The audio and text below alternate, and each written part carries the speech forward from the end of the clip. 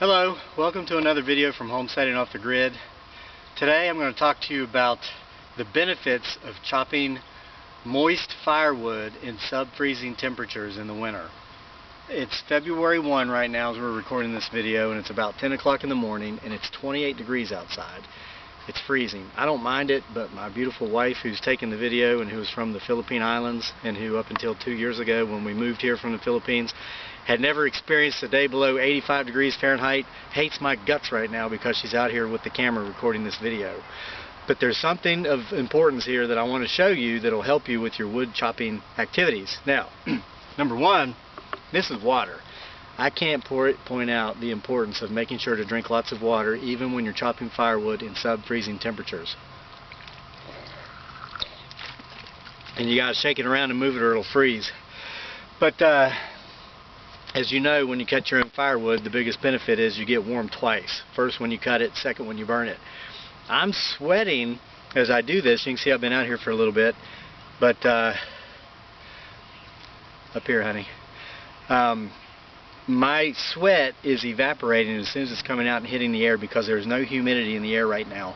So I could very easily dehydrate and overheat without knowing it, without really feeling it, because I'm not covered with sweat as I would be if I were out here in the summer. Now I'm in Virginia. The winters are very moderate. We get a couple weeks of really cold weather. Might snow a couple times a year, but it doesn't stay. Other than that, it's pretty easy. Our summers are brutal. It's hot, it's humid, it feels like the Philippines. My wife loves it. She's walking around wearing sweatshirts on days that are down to 90 because she's a little bit chilly. And I'm taking everything off, just don't want to move out of the shade of the fan. But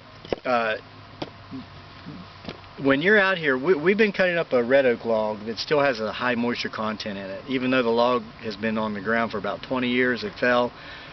It is so humongous. It's like 40 inches wide. We've measured it. There it is back there. It's retained a lot of moisture, and because of how it's laying on the ground like that, it's got a couple points of contact with the ground. It's working as a sponge and sucking up moisture.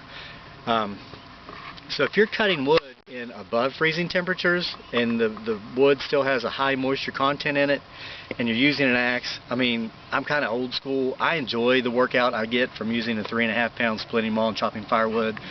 I don't pay someone to do it for me. I don't go rent the wood splitter so I protect my back or whatever. And I'm not promoting hurting yourself. I enjoy being physical. I mean, I'm 44 years old. I'm still not fat.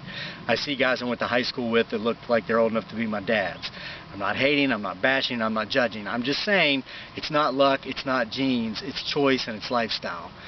Now, with this said, if you're out here in the summer chopping with a hatchet, your axe is going to get stuck it's because it's like a sponge. When you're in sub-freezing temperatures, where we've been for the last couple of days, this stuff freezes like a brick. I mean, it freezes solid like a brick. I'll show you a piece I just split open. You can see it's still wet on the inside. There's still a lot of moisture in this. If I had chopped this, and let's say it was 40 degrees out here today, or 50 or 60, my axe would have gotten stuck. I know because I've done it. You know, sometimes you've got to do it anyway. But I'm going to show you how simple it is when this thing is frozen solid. It's more brittle. Watch how easy this is. And always wear safety glasses because I'm not a wuss. You know, I'm not a wimp. But we have a rule here on our homestead. Rule number 1 is henai henai. That's Visayan, my wife's native language for take your time.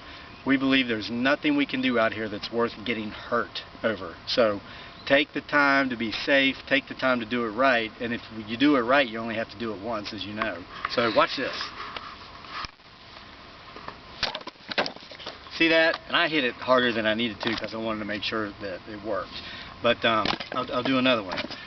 But it just flew to pieces. And this red oak has a very high moisture content in it.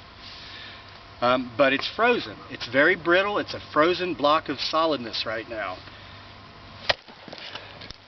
Well, I missed with the blade, but still, because it's so brittle and frozen, it's still split. How awesome is that?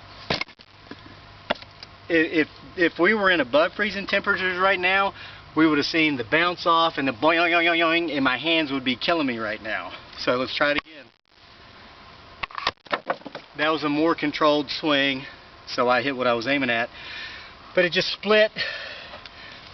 very easily, and my chopping block down here is starting to get split up too.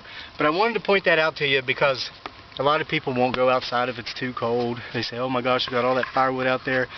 I wish it was dry. Well, take advantage of your surroundings. We recently did a video on how to re-add nutrients to trees with wood ash or something. I said in there, don't view weather as your enemy, view it as your ally.